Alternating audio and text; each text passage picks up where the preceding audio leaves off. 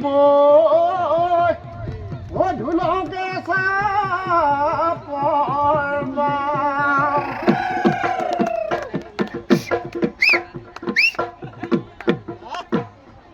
ৰাইজসকল মই অকণমান গান এটা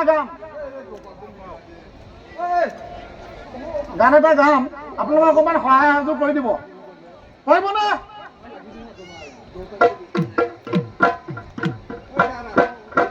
মোবাইল নংগামতি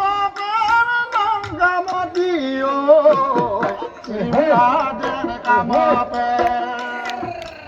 ঐ নবীনা মায়ানে নংগামতি পামাপে অৰুণাচলী নাই আপলা তয়কা মৃত্যু কি পাবে গানি গমা তাকি গমা সে বছলা তয়কা মিনল লোপকে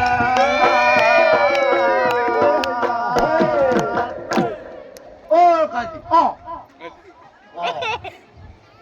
ইণ্টাৰেষ্টিং কথাটো কি জান কচোন মই আহিছিলো বেলেগ এফালে হয় নেকি তোৰ সেই ঢোলৰ মাতটো শুনিহে ৰ'ব নোৱাৰিলো মই বোলো কাইটিয়ে আৱতৰত কিহৰ বিহুডাল লাগিল হয় নেকি পিছে গজেন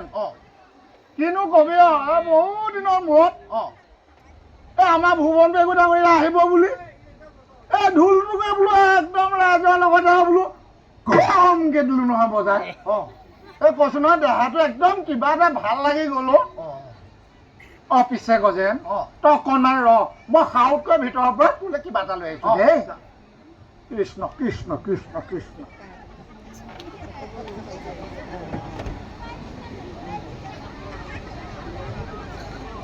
গজেন বহচোন বহ পিছে গজেন কথা এটা নহয় কোনফালে বা ওলালি কেলৈ আজি চৰকাৰী চাউল আৰু দাইল দিয়া নাই জানো দিছে নহয় তই পিছে আনিলিগৈ নে চাউল দালিৰ কথা সুধিছে আনিলোগে আমাৰ ছোৱালীজনীৰ কথা কৈছো সৰুমাই আমাৰ সৰুমাই সেই পুৱাতে মাছলৈ গৈছিলে সেই বিলখন যে মাছলৈ গৈছিলে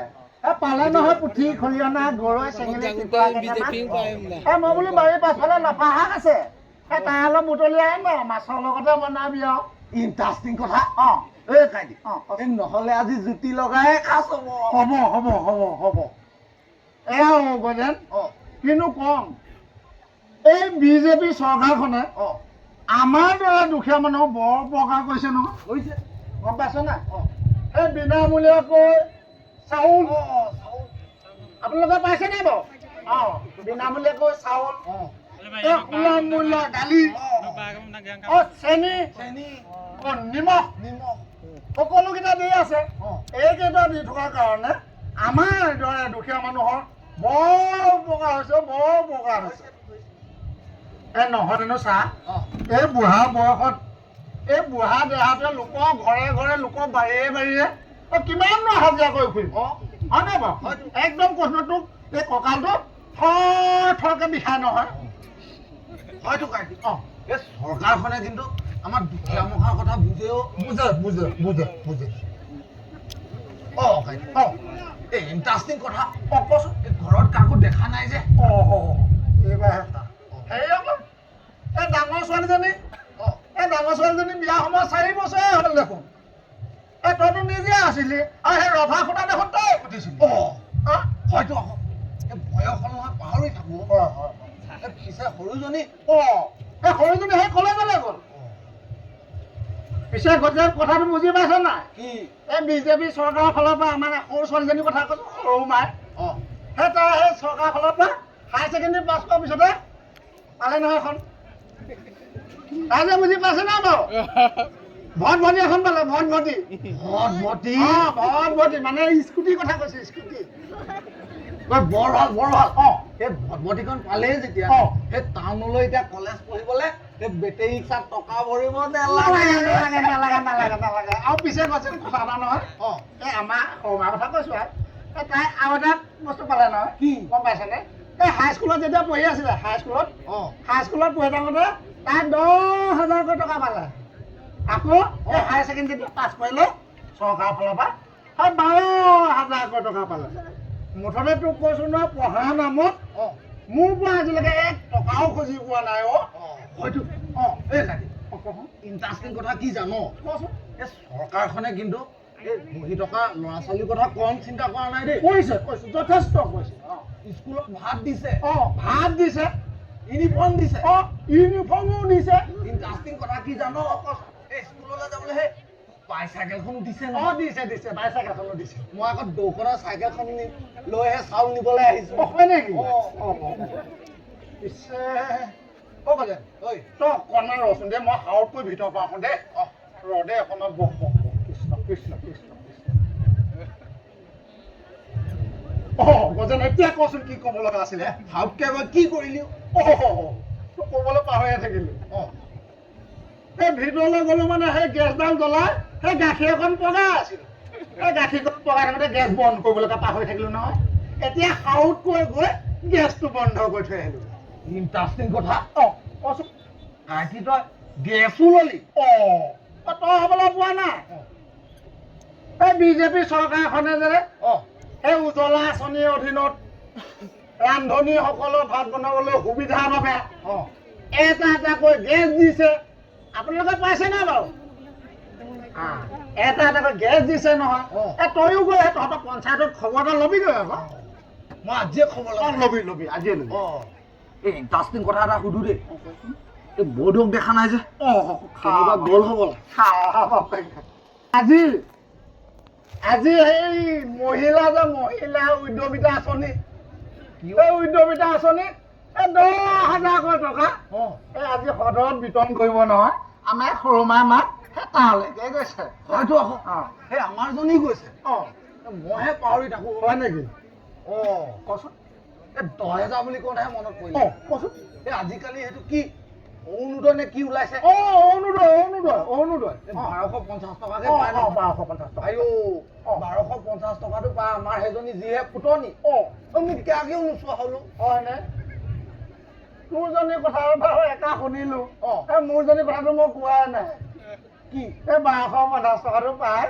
মোৰ মানুহজনীৰ কথা কৈছো আৰু দেই মোৰ মানুহজনে মোলে কেৰাহী নেচাই কচোন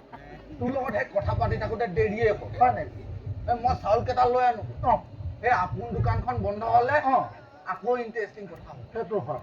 সেই তই যা দে কৃষ্ণ কৃষ্ণ কৃষ্ণ কৃষ্ণ কৃষ্ণ কৃষ্ণ তই যা এই চাউল কেইটা লৈ আহ মই এই হাওতকৈ ভিতৰত কাম অকণমান আছে মাইকী মানুহ নাই ন 10,000 টকা আনিবলৈ গ'ল মই তাকে কাম বৰ কেইটামান কৰি লওঁ দেই কৃষ্ণ কৃষ্ণ কৃষ্ণ কৃষ্ণ কৃষ্ণ কৃষ্ণ ধন্যবাদ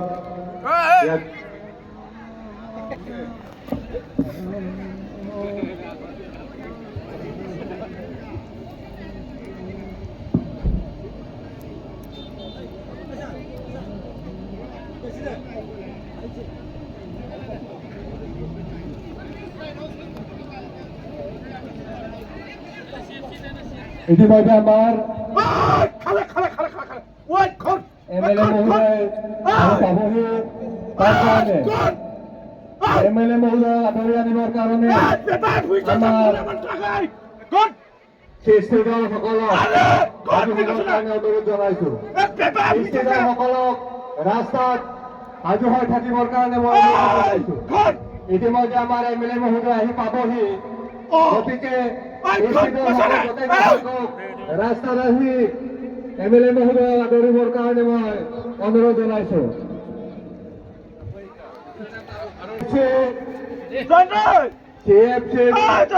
জিৰণিলৈ থকা আমাৰ জ্যেষ্ঠ নাগৰিকসকল সদাশয় ব্যক্তিসকল ইতিমধ্যে আমাৰ MLA মহোদয় এখেতক আদৰি আনিবৰ কাৰণে তোক বিচাৰি আমনি লাগি গৈছে তেওঁ এখনটো নিদিয়ে তই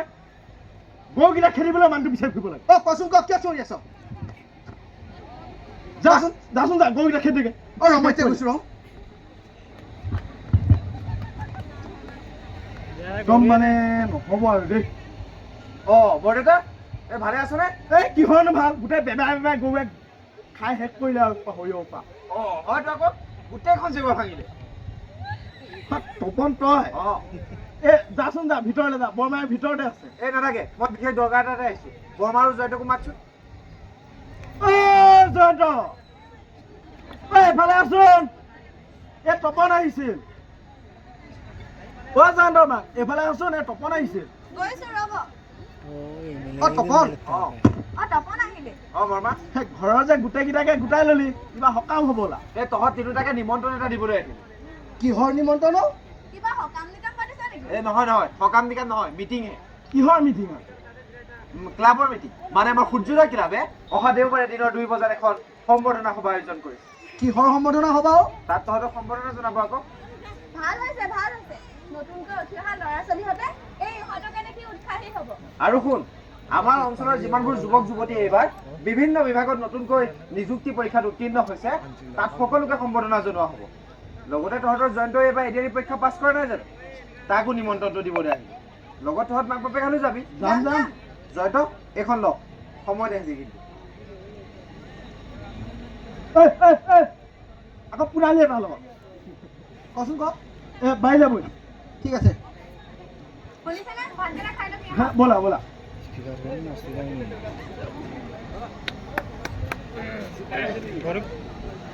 জয়ন্ত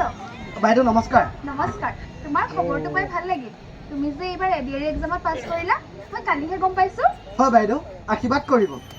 আমাৰ আশীৰ্বাদ তোমালোকৰ লগত সদায় আছে। পিছে এতিয়া পষ্টিং ক'ত হ'ব? এতিয়ালৈকে খবৰটো পোৱা নাই এপইণ্টমেণ্ট লেটাৰখন পালেহে গম পাম টেট মাষ্টাৰনী বাইদেউ ইণ্টাৰেষ্টিং কথা স্কুল ছুটি হ'লেই নেকি ছুটি হ'ল গাইটি 3:30 বাজিল নহয়। আমাৰ দৌকণ গ'লনে বাৰু ঘৰলৈ গ'ল সকলো ল'ৰা ছোৱালী গ'ল। তুমি পিছে ক'ৰ পৰা আহিলা? মই চাউল কেইটা লৈ আনিলোঁ Incoming call from Anuj Jaimi Indish were identified. বৰালি মাছ এটা আৰু জহা চাউল এমুনা দিয়া মই নিজে দেখিছোঁ গাইটি সেইবোৰ কথা এতিয়া সাধু কথা হ'ল। ভাৰতীয় জনতা পাৰ্টীৰ চৰকাৰ গঠন হোৱাৰ পৰা চৰকাৰী চাকৰিৰ বাবে এটকাও খৰচ কৰিব নালাগে। কাকো ৰৌ বৰালিও খুৱাব নালাগে। দাইটি মুঠৰ ওপৰত স্বচ্ছ আৰু শিক্ষা ব্যৱস্থা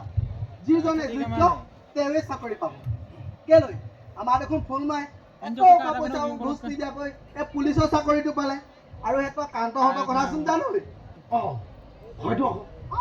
ময়োচোন কাকো খাতিৰ নকৰাকৈ সেই বৰমূৰীয়া ঘুচ নিদিয়াকৈ মাষ্টৰৰ চাকৰিটো পাইছো। এই টেটৰ চাকৰিটো টেটৰ চাকৰিটো জয়ন্তও চাকৰিৰ বাবে এটকাও খৰচ কৰিব নালাগে। জয়ন্ত শুভেচ্ছা থাকিল। মই গৈ থাকো দাইটি মই যাওঁ। যোৱা ঐ জয়ন্ত তই পিছে কলৈ যাওঁ এই সৰু মাহঁতৰ ঘৰৰ ফালে যাওঁ নেকি আকৌ কি কৰ লাজ কৰিব নালাগে মই চব জানো এই ইণ্টাৰেষ্টিং কথা কি জান কি এই গাঁৱত চবে তহঁতৰ কথা গম পায় নহ'লে চাইকেলত পাৰিবি জানো কিয় নোৱাৰিম এই গাঁৱৰ ৰাস্তা এতিয়া ফিৰিয়া হ'ল একেবাৰে পদূলিলৈকে পকা সেইকাৰণে বুঢ়া দেহটো চাইকেলৰ পেডেল মাৰি মাৰি ঘূৰি ফুৰিব পাৰিছে বুজিছ বল তেনেহ'লে পেডেল মাৰি মাৰি সৰু মাই তোৰ ঘৰলৈ ৰংমন ফুকন আৰু ৰমনা ফুকনৰ সৰু পুত্ৰ জয়ন্ত ফুকনক তেখেতে আমাৰ অঞ্চলৰ পৰা অসম চৰকাৰৰ সদ্য ঘোষিত এডিআৰই 3rd গ্ৰেড পৰীক্ষাত উত্তীৰ্ণ হৈছে ৰাইজসকল সকলোকে এটি হাত চুপি বজাবলৈ অনুৰোধ জনালোঁ